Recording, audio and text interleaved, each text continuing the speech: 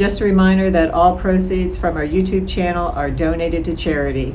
Please help us help others by giving us a thumbs up or subscribing to our channel. Your support makes a difference.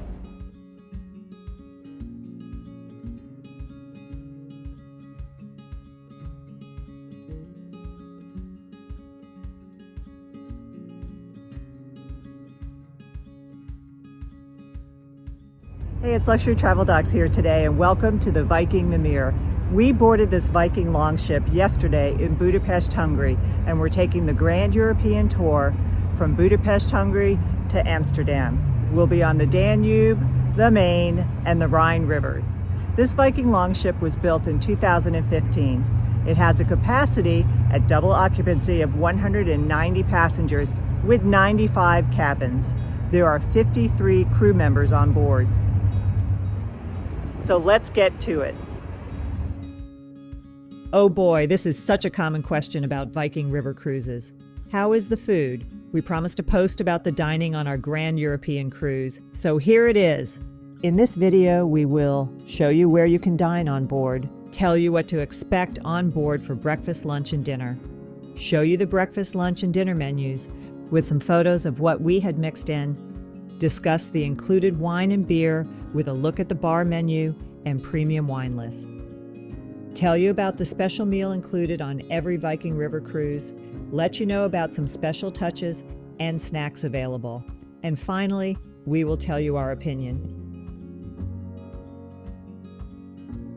First, let's show you the dining locations. The main dining room, called the restaurant, is located on the middle deck.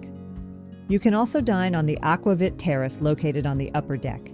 This area has limited seating under cover and more seating outside on the forward terrace. There are no reserved seats. You can find a table to join or sit at one that's empty and invite others walking by to join you. More than half of the tables are round ones for 6. There are also larger rectangular tables that seat 8 and a few that seat 10. There are no tables for 2 or 4 except on the Aquavit terrace, where you will find only tables for 4. Opening times are listed in the Viking Daily and may vary slightly each day. It's a good idea to always check the Viking Daily and ask your waitstaff about the day's plans. For instance, there was a small barbecue on the Aquavit terrace one day for lunch that wasn't advertised in the Viking Daily, and we missed it. From that day forward, we always checked with the waitstaff about the day's plans. Here is a general description of breakfast, lunch, and dinner. We will show you the menus in the next section. Breakfast and lunch have posted hours, but they are drop-in times. Coffee, juice, tea, pastries, and light breakfast items are available at the Aquavit terrace, which is self-serve for early risers from 6 a.m.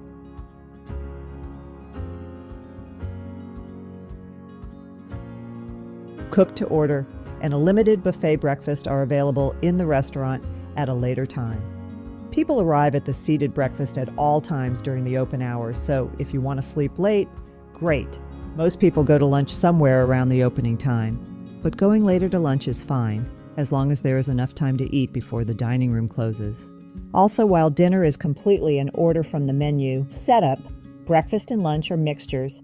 There is a good buffet available for breakfast as well as a cook-to-order menu. We found the lunch buffet to not be a typical buffet, but more like some made-to-order items that are delivered to your table, such as a pasta station or some pre-made salads. Many people do both for breakfast and lunch, ordering something from the menu and getting things from the buffet. Dinner, like most places in Europe, is intentionally leisurely, and passengers are really expected to arrive at the opening time. There are about 4 choices for the appetizer, the main course, and the dessert. Usually during the daily briefing, which is about 15 to 30 minutes before dinner, your program director will tell you about the next day. Here, the chef will give you his personal recommendation for each course. If you aren't sure what to pick, we'd go with the recommendations unless one of the choices is something you know you don't like. The evening specialties, about 4 choices for each course, are on the right side of the menu, while on the left side are several always available choices like chicken, salmon, steak, and Caesar salad. Here are the breakfast, lunch, and dinner menus from our cruise. There is one breakfast menu, which we will show you first, followed by the lunch and dinner menus in order by day. If you want to see in detail, pause the video. We will insert a few photos of what we enjoyed.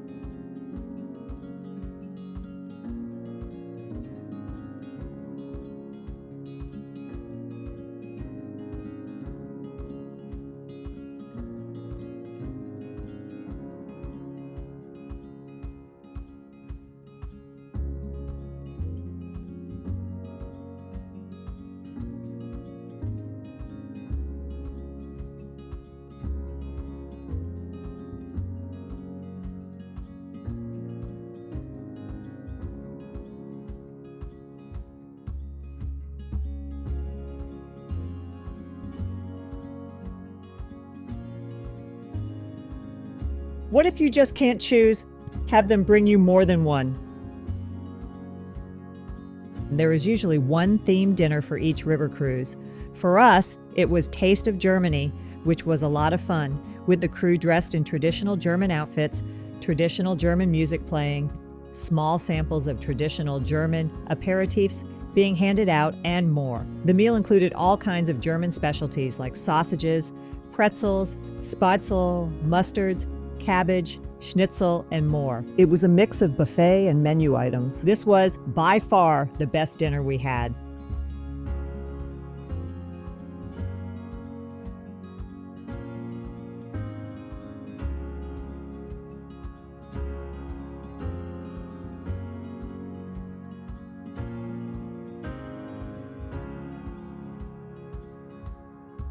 At meals, all drinks, soda, coffee, tea, iced tea, wine, and beer are included.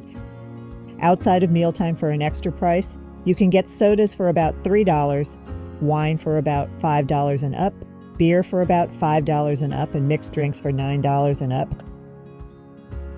Coffee and tea are always free, and there is a machine on the upper deck that will whip up your favorite fresh ground coffee.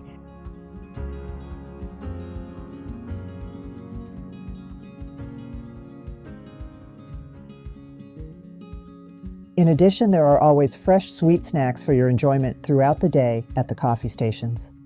There is also something called the Silver Spirits Package, which is about $25 per passenger per day and must be purchased for all passengers in a cabin. If you purchase it, all drinks are free all of the time, and you get upgraded wines and other alcoholic drinks as well for no additional charge. If you drink often outside of meals, or if you are a wine aficionado, this might be something to think about. We would guess maybe 10% of passengers buy the Silver Spirits Package. Note that if you are in a veranda suite or explorer suite, wine and beer in your cabin are replenished daily. And Viking allows alcohol to be brought on board for your own consumption. This is a good way to sample local wine, beer, and spirits, and many passengers did just that. Here are images of the premium wine list and the bar menu. To see them in more detail, please pause the video.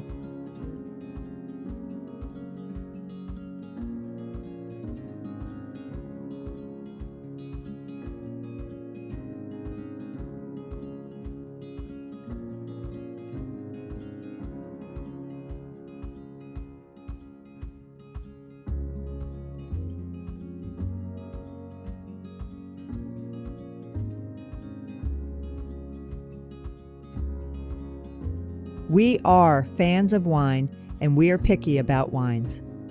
Having been to the Wachau Valley in the past, including on a river cruise, we anticipated good wine on this cruise. Interestingly, most of the included wines were by Moorwald, a Wachau Valley winery that produces Viking's own private label wines. The included wines were very good.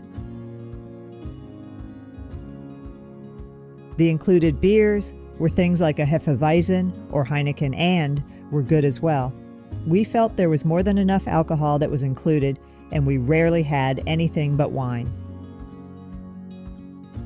Throughout the cruise were special presentations of canapés, champagne, or other local alcohol special events, like a captain's party or group events like trivia. These were always a special treat, and if you've ever been on any Viking cruise, river, ocean, or expedition, you know about the traditional Scandinavian spirit aquavit, which somehow makes its way into your hand at some point during any Viking cruise. Well, we aren't foodies and we aren't super difficult to please when it comes to dining. We tend to eat very healthy and have a tendency to eat more vegetarian diets. There were definitely good vegetarian options available at every meal, not to mention other healthy options. We had a few in our group with specific dietary needs, like lactose or gluten intolerance or food allergies. The staff was excellent at meeting their needs every single day.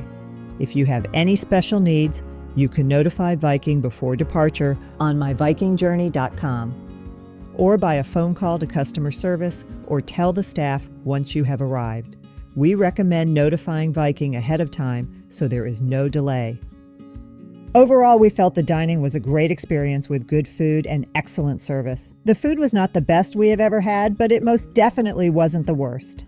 Some items like soups and breads were excellent, and other items like steaks were so-so. Some passengers felt that there wasn't enough to choose from on each menu, and there are definitely fewer choices than on an ocean cruise. But these are much smaller ships with a smaller kitchen, fewer crew, and passengers.